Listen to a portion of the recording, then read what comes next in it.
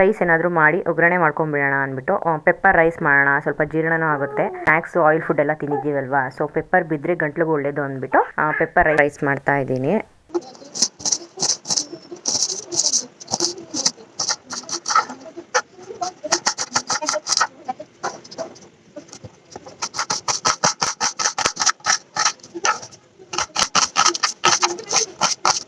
ಊಟ ಏನಾದರೂ ಜಾಸ್ತಿ ಆಗಿ ಲೈಟಾಗಿ ಏನಾದರೂ ತಿನ್ನಬೇಕು ಅಂತ ಅನಿಸಿದ್ರೆ ಈ ಫುಡ್ನ ಮಾಡಿಕೊಂಡು ನೈಟ್ ಟೈಮು ತಿನ್ಬೋದು.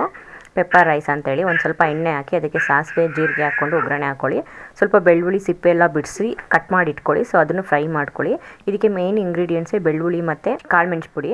ಸೊ ಒಂದೆರಡು ಒಣಮೆಣ್ಸಿಕಾಯಿ ಹಾಕ್ಕೊಂಡು ಫ್ರೈ ಮಾಡ್ಕೊಳ್ಳಿ. ನಿಮಗೆ ಹಸಿಮೆಣ್ಸಿಕಾಯಿ ಇದ್ದರೆ ಅದು ಕೂಡ ಹಾಕೊಬೋದು. ಅದ್ರ ಜೊತೆಗೆ ಕರ್ಬೇವಿನ ಸೊಪ್ಪು.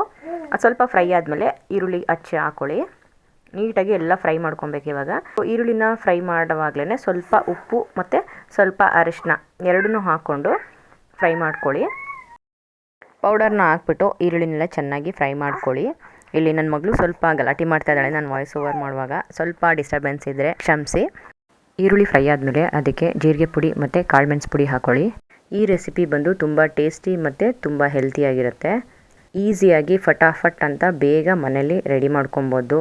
ತುಂಬ ಬೇಗ ಏನಾದರೂ ಮಾಡಿಕೊಂಡು ತಿನ್ನಬೇಕು ಅಂತಂದರೆ ರೈಸ್ ಐಟಮು ಈ ರೀತಿ ಮಾಡ್ಕೊಂಡು ತಿನ್ಬೋದು. ತುಂಬ ಟೇಸ್ಟಿಯಾಗಿರುತ್ತೆ. ನಾನಿಲ್ಲಿ ಒಗ್ಗರಣೆಗೆ ಹುಚ್ಚೆಳ್ಳೆಣ್ಣೆ ಯೂಸ್ ಮಾಡಿದ್ದೀನಿ. ಈ ಥರ ಪೆಪ್ಪರ್ ರೈಸ್ ಮಾಡುವಾಗ ಹುಚ್ಚೆಳ್ಳೆಣ್ಣೆ ಬಳಸಿ, ತುಂಬ ಒಳ್ಳೆಯದು, ಟೇಸ್ಟಿಯಾಗಿ ಕೂಡ ಇರುತ್ತೆ ಮತ್ತು ಹೆಲ್ತ್ಗೂ ಕೂಡ ಒಳ್ಳೆಯದು. ಎಲ್ಲನೂ ನೀಟಾಗಿ 5 ನಿಮಿಷ ಫ್ರೈ ಮಾಡಾದಮೇಲೆ ರೈಸ್ ಹಾಕ್ಕೊಂಡು ಮಿಕ್ಸ್ ಮಾಡ್ಕೊಬೇಕು.